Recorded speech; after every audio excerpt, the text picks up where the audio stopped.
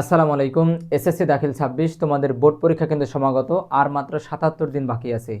এই সময়গুলোকে সঠিক ওয়েতে কাজে লাগাতে হবে। কোথায় সময় ওয়েস্ট হচ্ছে সেগুলো ফাইন্ড আউট করে সেই সময়গুলো যেখানে ওয়েস্ট হচ্ছে সেই কাজগুলো বাদ দিয়ে সম্পূর্ণ সময়টা প্রোডাক্টিভভাবে পড়াশোনায় কাজে লাগাতে হবে।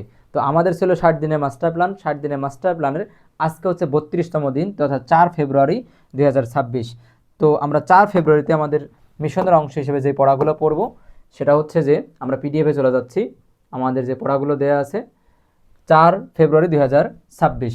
প্রথমে আমাদের সাবজেক্ট হিসাবে রয়েছে কোরআন মাজিদ। আমি কিন্তু তোমাদেরকে বলছি যে এখনকার এই পড়াগুলো এক জাররা পরিমাণ, এক বিন্দু পরিমাণও কিন্তু ইনফরমেশন গ্যাপ রেখে পড়া যাবে না। এখন যা পড়বেন সব সর্বোচ্চ এফোর্ট দিয়ে পড়তে হবে, ঠিক আছে? কোনো রকম ইনফরমেশন গ্যাপ রেখে পড়া যাবে না। সব কিছু খুব ভালোভাবে মুখস্থ করতে হবে এবং যেটা বোঝার সেটা ভালো করে বুঝতে হবে।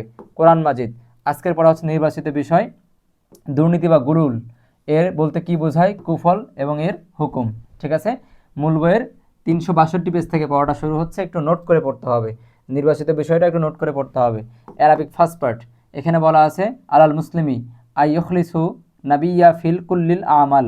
এই যে একটা প্যাসেজ, একটা নস, এই নস এবং নসের সংশ্লিষ্ট প্রশ্ন আমার পেইড ব্যাচে যারা তাদের এটা ক্লাস হবে, আর যারা পেইড ব্যাচে নাই তাদের জন্য কথা হচ্ছে আপনি আপনার যেই কোম্পানির গাইড আছে সেই কোম্পানির গাইড থেকে এই নসটা খুব ভালো করে ক্লিয়ার করে পড়বেন এবং এই নস থেকে যে সংশ্লিষ্ট কোশ্চেনগুলো আছে সেগুলো আপনি প্র্যাকটিস করবেন, একটু পড়বেন কোত্থেকে, প্যাসেজ থেকেই আনসারটা বের করার স্ট্র্যাটেজিটা ফলো করবেন যে এই কোশ্চেনের আনসার প্যাসেজ থেকে কীভাবে বের করতে হয় এবং যেই প্রশ্নগুলো আছে, যেই গ্রামার আইটেমগুলো আছে সেগুলো একটু প্র্যাকটিস করে নেবেন, ঠিক আছে? এবার আসেন Arabic second part. Arabic second part গতকাল আমাদের যা ছিল তাই। গতকাল ছিল মাহুয়াল লাজেমাল মোতাদ্দি বাইনার বিল আমসাল। এই কোশ্চেনটা গতদিন আমরা অর্ধেক পড়েছিলাম, আজকে তার বাকি অর্ধেক, ঠিক আছে? এবারে বাংলা প্রথম পত্র, বাংলা ফার্স্ট পার্ট সবার জন্য। প্রদত্ত প্রকার যে গল্পটা আছে, যারা পেইড ব্যাচে আছেন তারা আমার দাগানো শীট পড়বেন, যারা পেইড ব্যাচে নাই তাদের গল্প পড়ার সিস্টেম একই রকম। আগে লেখক পরিচিতি পড়বেন, তারপরে পাঠ পরিচিতি পড়বেন, তারপরে শব্দের অর্থগুলো পড়বেন, এরপরে গল্পটাকে ধরবেন। গল্পটা প্রথমবার রিডিং পড়বেন, খুব আস্তে আস্তে বুঝে বুঝে প্রত্যেকটা শব্দ বোঝার চেষ্টা করবেন। ঘটনাক্রমটা কেমন সেটা বোঝার চেষ্টা করবেন। পুরো গল্পটাকে একবার দুইবার পড়বেন, গুরুত্বপূর্ণ লাইনগুলোকে হাইলাইট করবেন, ঠিক আছে? আর যারা পেইড ব্যাচে রয়েছে তারা তো সরাসরি আমার শীট পেয়ে যাবে দাগানো।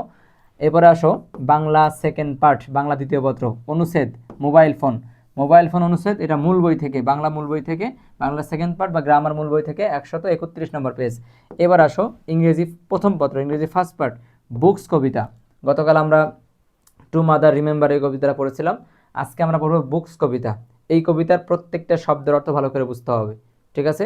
এবং প্রত্যেকটা বাক্যের অর্থ বুঝতে হবে এবং প্রত্যেকটা প্যারা বা প্রত্যেকটা স্ট্যান্জায় কী বোঝানো হচ্ছে, ভাব অর্থটা কী, এই কবিতা দিয়ে কী বোঝাচ্ছে এইটা একটু অনুধাবন করতে হবে। তাহলে এইটাই পড়া।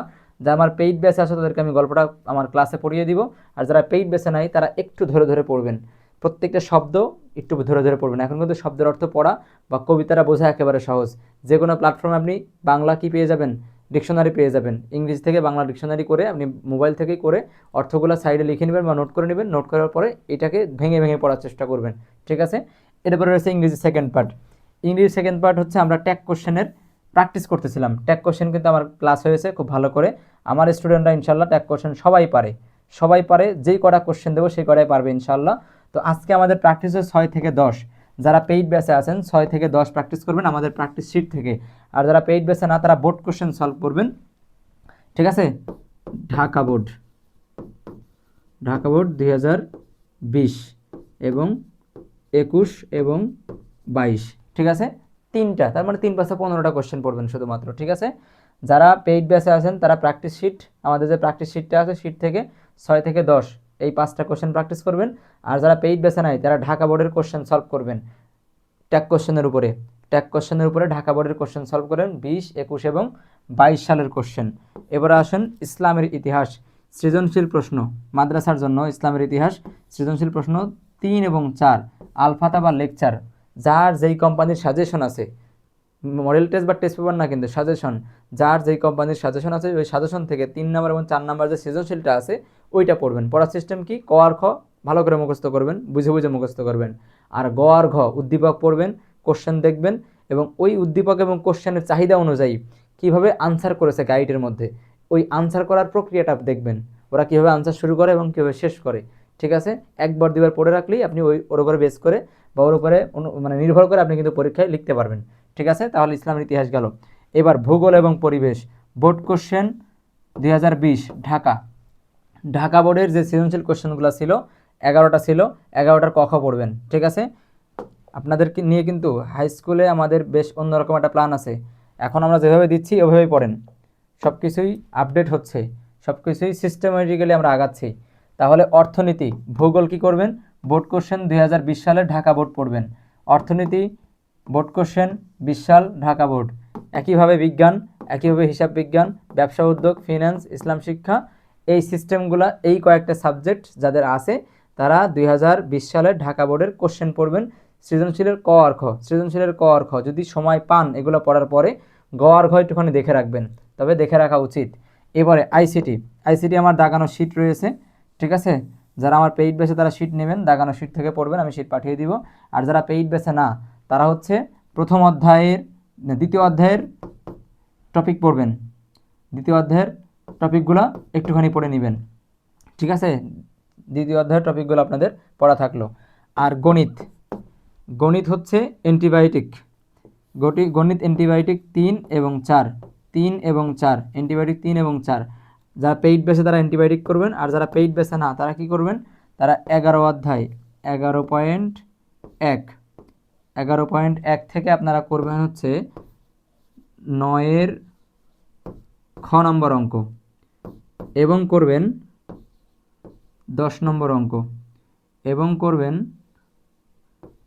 11 নম্বর অঙ্ক, এই তিনটা। ঠিক আছে, 217 পেজ, পেজ নাম্বার 217, মূল বইয়ের 217 নম্বর পেজ। ঠিক আছে, তাহলে গণিত অ্যান্টিবায়োটিক 3 এবং 4 যারা পেইড বেসে তারা অ্যান্টিবায়োটিক করবেন, যারা পেইড বেসে না তারা 11.1-এর 9-এর খ করবেন, 10 নম্বর এবং 11 নম্বর করবেন, 217 নম্বর পেজ 11.1-এর। এই ছিল আমাদের পড়াশোনা। আর মডেল টেস্ট, মডেল টেস্ট পরীক্ষা দেওয়ার কথা বলছিলাম, মডেল টেস্ট পরীক্ষা নিজে নিজেই দিবেন। ঠিক আছে, যেহেতু আপনার আমার কাছাকাছি নাই, এজন্য যদি আমাদের সরাসরি আমাদের পেইড বেসে হতেন তাহলে আমরা পরীক্ষা নেওয়ার সিস্টেম আপনাদেরকে বলতাম বা পরীক্ষা নিতাম।